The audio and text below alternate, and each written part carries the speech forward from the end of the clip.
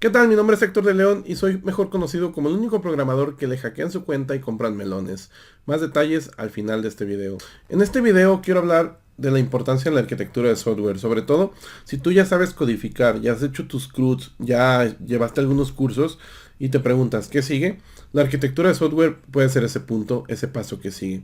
Y te preguntarás, ¿pero qué es la arquitectura de software? De hecho, yo cuando me metí a aprender arquitectura de software tenía muchas dudas. En este video quiero hablar sobre todas esas dudas, esas preguntas muy comunes que puedes tener tú si desconoces de la arquitectura de software. Y bueno, en este video vamos a hablar sobre eso. Así que ve dando pulgar arriba, ahí suscríbete si no estás suscrito, mañoso, y bueno, vamos a comenzar. Para entender la arquitectura de software hay que entender su propósito. La arquitectura de software es una estructuración del código. Es decir, tu código puede funcionar y ser útil tal cual lo haces. Pero ¿qué tal si este código va a crecer, va a escalar? Hay que darle mantenimiento. Si este código no tiene una arquitectura, este código va a ser más caro de mantener. El principal propósito de una arquitectura no es darle la estructura al código, es que tu software sea más barato. ¿Por qué? Cuando tú tienes una estructura hecha con una arquitectura de software, cualquier cambio a este código va a ser más barato, más fácil de hacer. La arquitectura es ese punto, su objetivo es eso, darle una calidad a tu código para que este código sea más barato de mantener, escalar, trabajar sobre él. Y muchas personas a veces piensan lo contrario, que el hecho de ponerle una arquitectura de software a un código es más caro. No, al contrario, una arquitectura de software es hacer que tu código sea más barato, por lo cual tu software va a ser más barato de hacer, por lo cual va a ser menos costoso cualquier cambio y cualquier toma de decisión.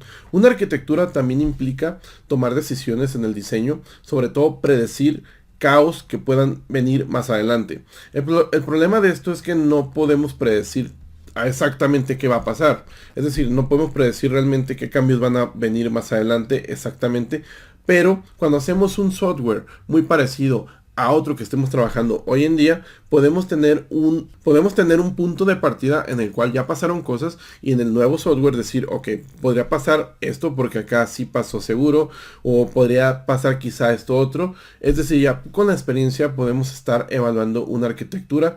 El punto en sí es que no existe una arquitectura perfecta. De hecho, con el tiempo te vas a dar cuenta, a mí me estresaba mucho no poder abstraer todo a la perfección o decir, esto lo pude haber hecho de esta otra forma. Y aquí yo te invito a que simplemente hagas la arquitectura sin que te quebres tanto el coco. Es decir, al final no puedes predecir 100% qué va a pasar en los cambios futuros para decir, aquí voy a poner un patrón de diseño porque podría pasar esto. Pero cuando ya tienes una experiencia sobre algo que sí se ha hecho, por ejemplo, hiciste un módulo de ventas y el módulo de ventas sí puede tender a tener más tipos de ventas, por ejemplo, ventas a crédito, con recargos, ventas con descuentos. Entonces aquí a lo mejor sí puedes planear un patrón de diseño estrategia, porque aquí sí es muy común que puedan haber nuevas ventas, pero esto te lo va a decir la experiencia. Al final, la arquitectura perfecta no existe, no te quebres y estreses por no poder abstraer en interfaces lo más puro y perfecto, simplemente trata de estructurar tu arquitectura y con el tiempo vas a ir mejorando. Ese es el punto central, porque yo me estresaba mucho de no encontrar como que el punto perfecto de las cosas y eso no existe. Así que ese es un consejo que te doy para que no te estreses. Hay muchas arquitecturas de software. ¿Cuál centrarte? Bueno, céntrate en la que estés utilizando en tu tecnología. Por ejemplo, yo lo que primero te recomiendo si nunca has adentrado a arquitecturas de software es aprende una arquitectura de capas. Cualquiera, una arquitectura de capas y esto te va a dar unas implicaciones que no habías pensado. Por ejemplo, el paso de mensajes entre estos componentes, la dependencia de abstracciones y no de implementaciones. Entender esto es súper importante, la importancia de la inyección de dependencia y sobre todo cómo se trabaja todo esto con tu framework. Ese es el primer punto que yo creo que podrías empezar a trabajar con arquitectura de software, adentrarte, porque vas a ver muchos conceptos sobre esto, sobre cómo se pasan los mensajes. Bueno, vas a ver un concepto llamado DTO, cómo depender de abstracciones y no de implementaciones. Bueno, te vas a profundizar en las interfaces, la programación orientada a objetos.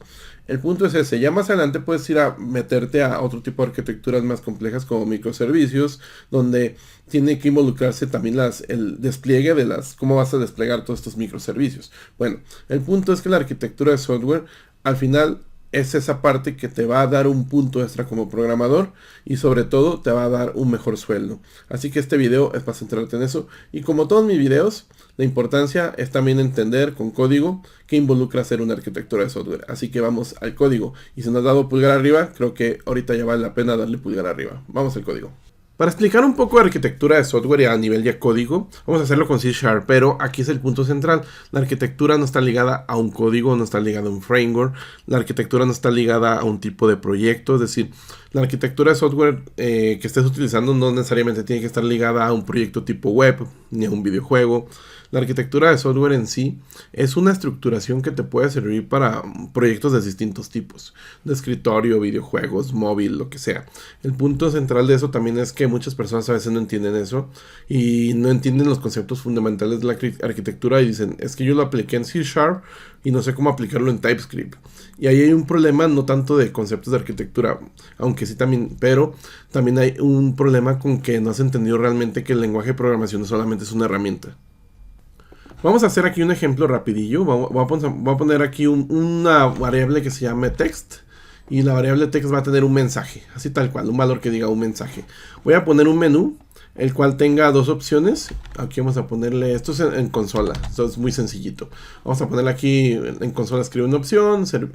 Vas a hacer este mensaje, lo vas a mandar por un servicio, lo vas a guardar en un archivo. Bien, enseguida vamos a ponerle que eso se guarde en una opción. Cuando tú le piques 1 o 2 se guarda en una variable op y ya está. De esta manera lo hacemos. Ahora lo que voy a hacer es ponerle un switch case para ver, dependiendo de la opción que presiones, pues bueno, vamos a hacer algo. Vamos a poner aquí un switch case en el cual tenemos las dos opciones. Si presionas 1 va a ir aquí, si presionas 2 va a ir aquí. Bien, ahora vamos a hacerlo primero, mandar por un servicio. Para mandar por un servicio es muy sencillo. Primero vamos a hacer que tenemos una URL. Voy a poner una URL aquí de un fake service que se llama JSON Placeholder. Vamos a ponerle un objeto tipo HTTP Client, que es el que nos sirve para hacer solicitudes HTTP.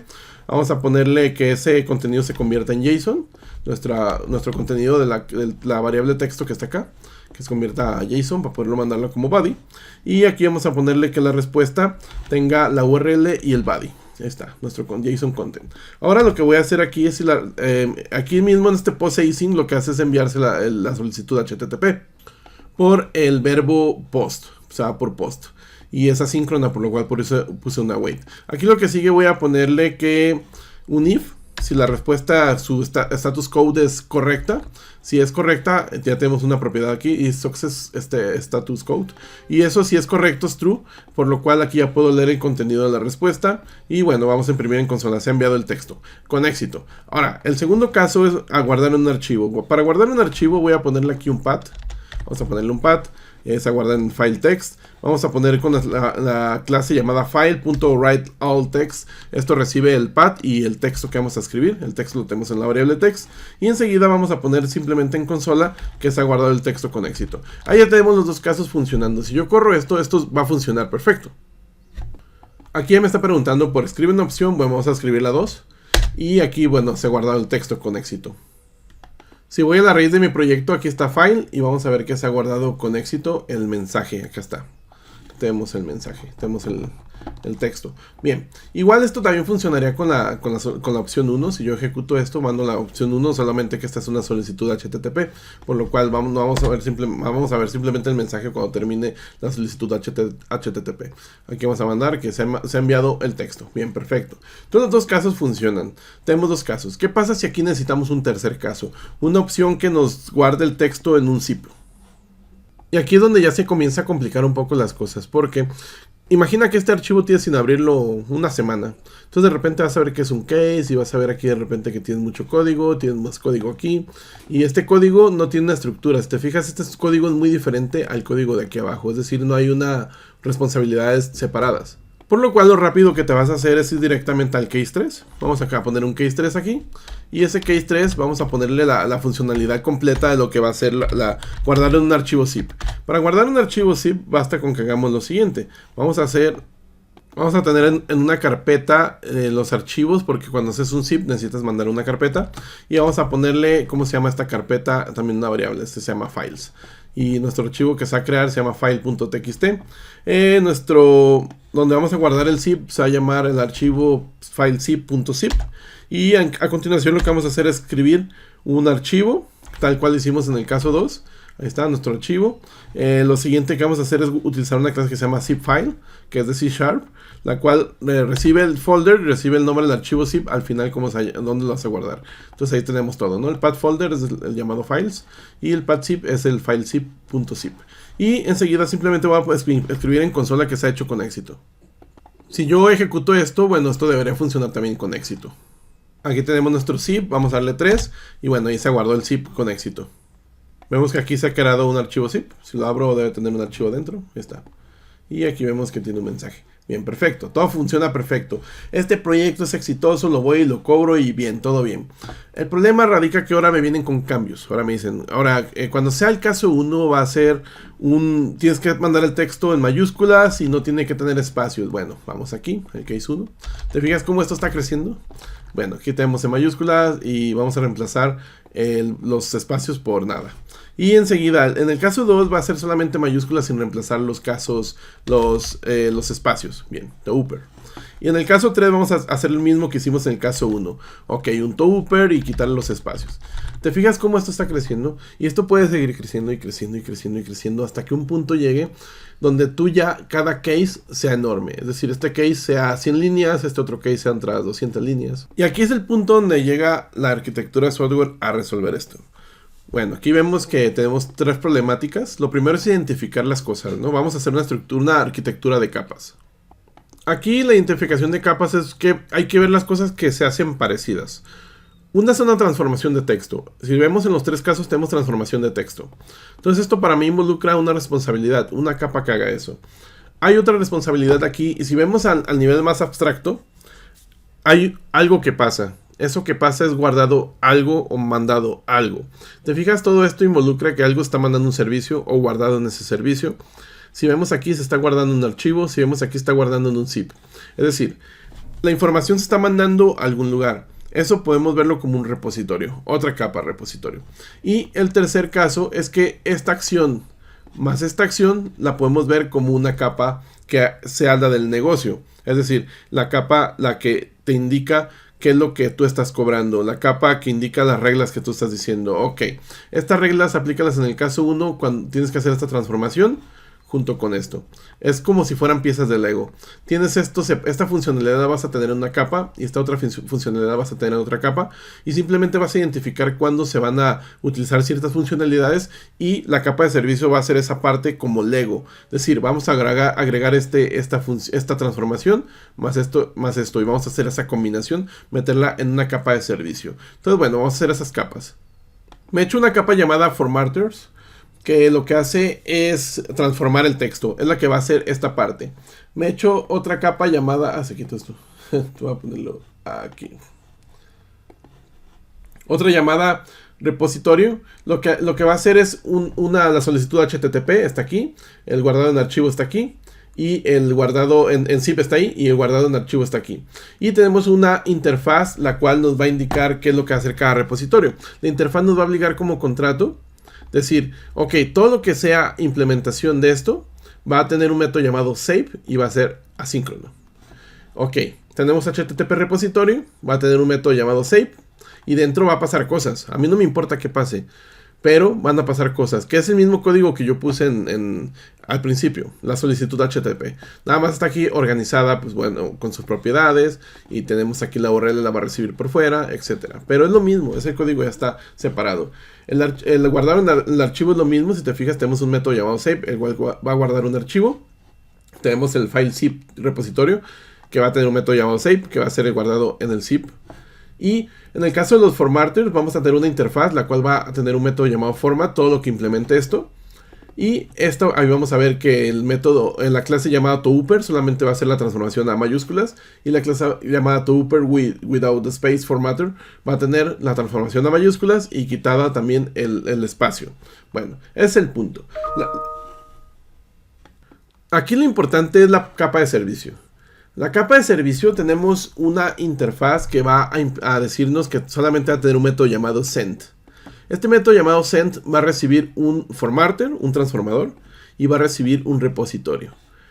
Tú cuando estás recibiendo, te fijas que es una interfaz y estás recibiendo otra interfaz, es porque estamos dependiendo de abstracciones.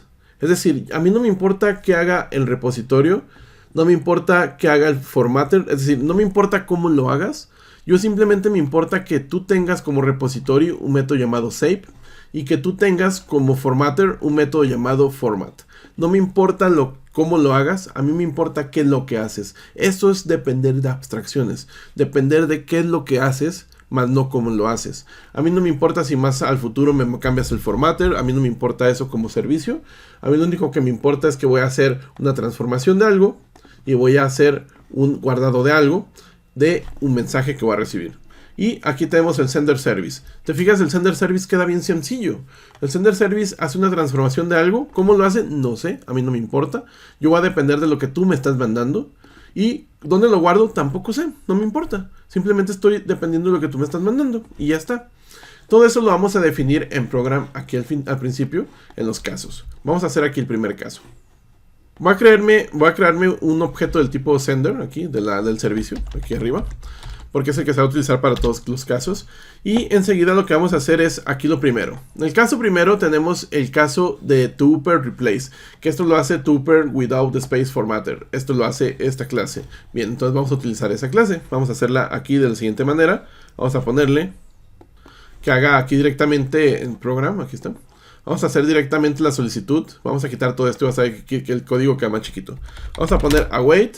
Vamos a ponerle mi sender. Tiene un método llamado send, el cual, bueno, pues hace una solicitud HTTP, hace algo, no sé qué haga. ¿Qué es lo que hace? Lo vamos a definir con lo que le mandemos.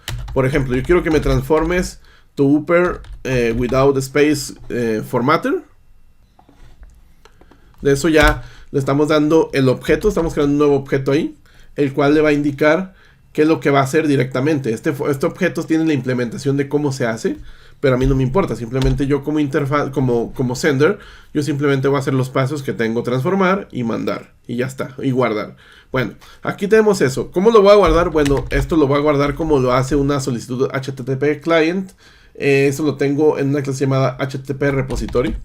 Y aquí simplemente creo el objeto repository, el cual recibe una URL. Este en su constructor recibe una URL. Y vamos a ponerla aquí. Bien. Y enseguida lo que vamos a hacer es el mensaje, mandado el mensaje que tenemos arriba, ¿no? Tenemos uno llamado text. Ahí está. Entonces de esta manera ya tenemos la funcionalidad hecha en esto. Simplemente en esta línea, una sola línea. Y simplemente voy a imprimir al final, se ha enviado el texto. Es todo lo que voy a hacer. Así de sencillo se hizo, se comprimió todo con una arquitectura de software. Estos casos también, mismo caso. Vamos a tener lo mismo, solamente el mismo objeto sender, solamente le vamos a mandar un objeto distinto de transformación, que es solamente que convierte en mayúsculas. Vamos a mandarle el objeto que guarda con su constructor ya enviando sus parámetros, en este caso donde se va a guardar el archivo, y ya está, se acabó. El caso 3 es lo mismo. Vamos a utilizar solamente otra clase distinta llamada, en este caso, file zip repository, que recibe el archivo, recibe la carpeta y recibe el archivo zip, como se va a llamar. Y si te fijas, esta clase tuper without space formatter la estamos utilizando en el primer caso y en el tercer caso. Es decir, estamos armando esto como si fueran piezas de Lego, pero nos queda mucho más sencillo. Simplemente ahora ya vienes a ver este código un año después. Dices, ah, mira, es el mismo objeto, manda algo, ah, ya vi. Siempre recibe una implementación, recibe otra implementación de algo que transforma, de algo que guarda. Ok. ¿Quiero un nuevo cambio? Bueno, voy a ver cómo se hace el repositorio. Ah, dice que tengo que hacer un archivo, tengo que hacer un método llamado save. Ok. Yo ya hago dentro de mi método lo que tengo que hacer sin alterar todo lo que ya tengo. Es decir, al final, si tengo que hacer un cambio, no va a alterar las clases ya existentes, porque esas clases ya funcionan con su objetivo y Si yo quiero testear algo, quiero testear que se guarde algo en un archivo, quiero que se guarde algo en un zip, puedo hacer mis casos de uso separados sin que alteren todo esto. Ese es el objetivo de una arquitectura de software. Tener una estructura la cual sea más abstracta, la cual te indique simplemente qué es lo que hace, más no cómo lo hace. Si quieres adentrarte a cómo lo hace, pues vas a la clase, pero no necesariamente tienes que ir para entender esto. Tú una vez que entiendas este propósito, vas a entender que hacer software de esta manera es más barato, más organizado, tiene mejor calidad, puedes trabajar en equipo de una manera, puedes comunicar en equipo cómo trabajar sin necesariamente tienes que estar ahí al ladito siempre, tú como líder técnico, y ese es el objetivo de una arquitectura de software, hacer el software que tenga, que no sea tan engorroso, no tengas código ahí todo junto, tengas todo separado por responsabilidades. No hay arquitectura perfecta, con el tiempo vas a ir mejorando esto. ¿Y qué? ¿Aprendiste algo? Si aprendiste algo, decírmelo en los comentarios. ¿Quieres que haga más videos de este tipo de arquitectura de software? También decirme en los comentarios, pulgar arriba me ayuda bastante. Mis cursos de programación están ahí en el primer comentario y también mi nuevo libro. Muchas gracias por llegar hasta aquí. Adiós.